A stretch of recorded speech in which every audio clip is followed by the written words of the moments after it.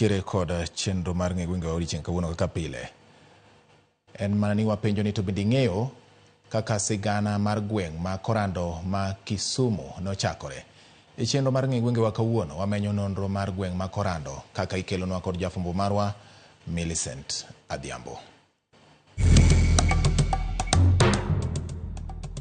Nyako Ramogi, en tich ariyo manyien kendo arwakeni machiegni e tielo machielo e chenro mar ng'e gwenge wa.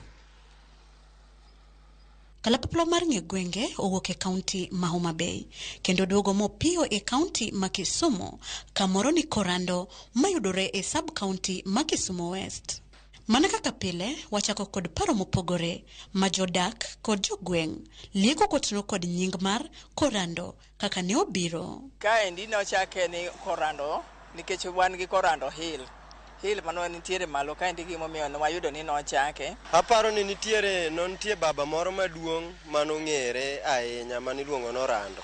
Kore momiyo nochake ni Korando. Ne wan gi jodongo ariyo miluongo norando gi ogony.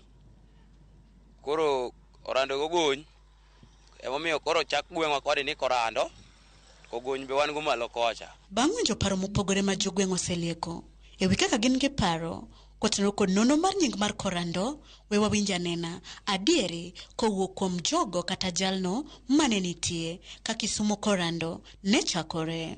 Korando to en dhako, nokonego luonge ni Korando, nonego luonge ni Kisumu nikech noting'o dhoudi aboro.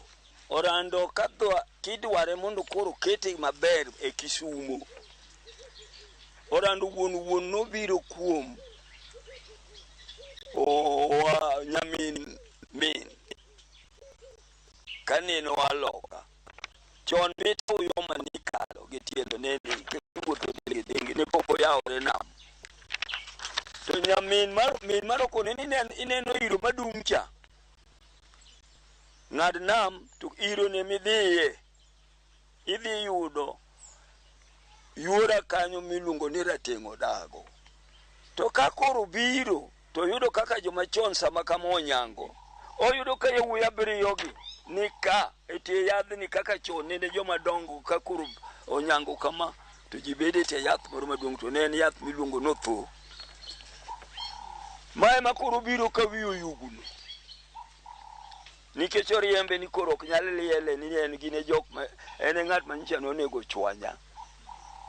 Koro tamruok liele kore momiyo min mare koro rifaego mondo biloka to ng'ada nam mbita uyoma koa Kanyamwa.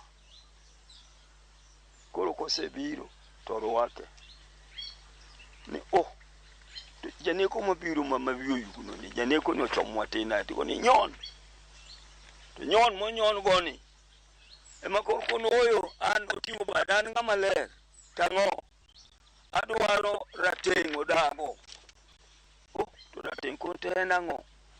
Najemo loka oriemba nikech neginego Wanjare makoro sani ni kano miluongo ni kama oting'o Midika. Wanjare ni neno mino mwa. To utima ang'o ni nyocha ni warito puodho. To wuon obiro koni nyithindogi. Wuon mokwongo koni nyithindo bedo ma dala kato to liech tieko cham e puodho. Ang'o muon udhi rito liech mari. Koro mae ni ma koro kawuon gibiro.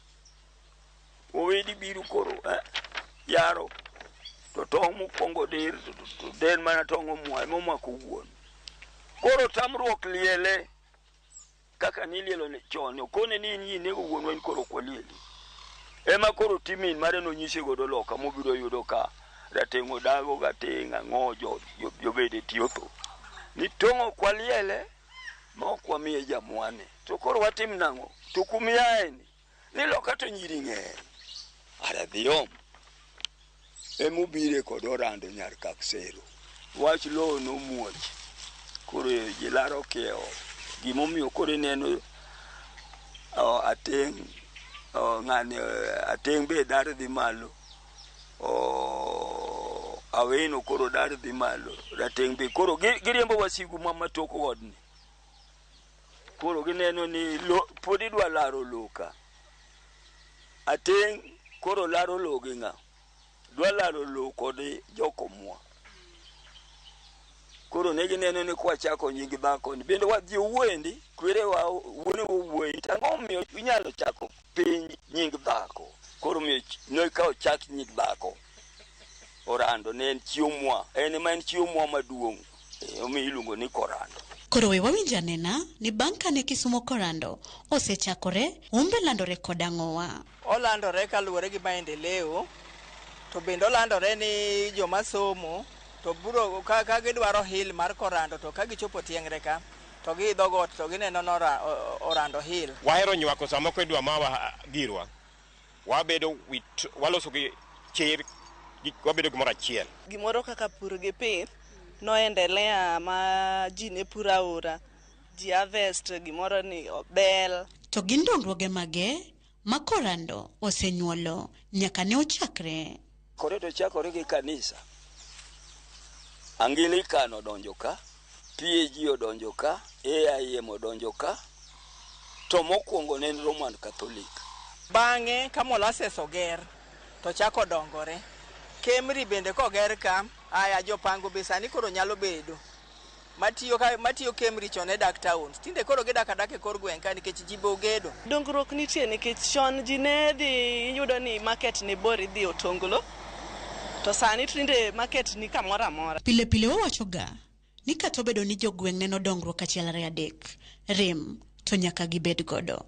Ma Korando to ywago rem mage. Police post nigero Rainbow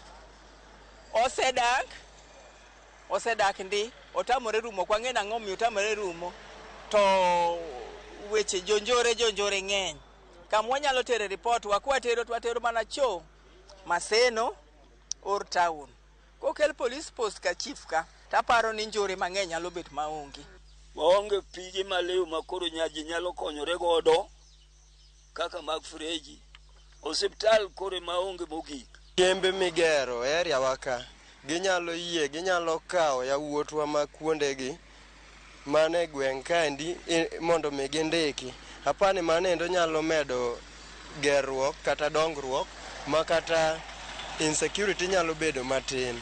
Draja ma wantie bute ni bok lore nitie chieng' moro mane nyithindo mokwa skul ka achiel nonyumore pi emomiyo waywak ne draja ni sana. Ndamonti kama iluongo ni Ong'ayo Road emene kono dhi kuongo loso pok oloso nyaka sani sama dwa loso mana ka winyo ne liel moro nitie midwa ter liel tie got kore kolo maram mondo din buche mondo timba ng'awa mondo maito kadhi mana kamano nyakwara Ramogi gi kanyo machopo godo e giko matielo makawuono e chendo ni mar ng'e gwengewa kata kasani winjo ka ng'ato pakore ni en jakorando kata nyakorando to ing'eyo kuma nono mar Korando nowuoke ne jokanyamwa mani loka kod jo Kisumo Korando kik wi wil ne un wede kaluwore ni wuodu manoyalo kaka nyamwa emano biro mochako gweng' miluongo ni Kisumu Korando e kaunti ni ma Kisumu. Kao kamano oriti masani warom kendo juma manyien seche machalo kod magi mana ka keloni nonro mar gweng' machielo. Nyinga Millicent Adhiambo.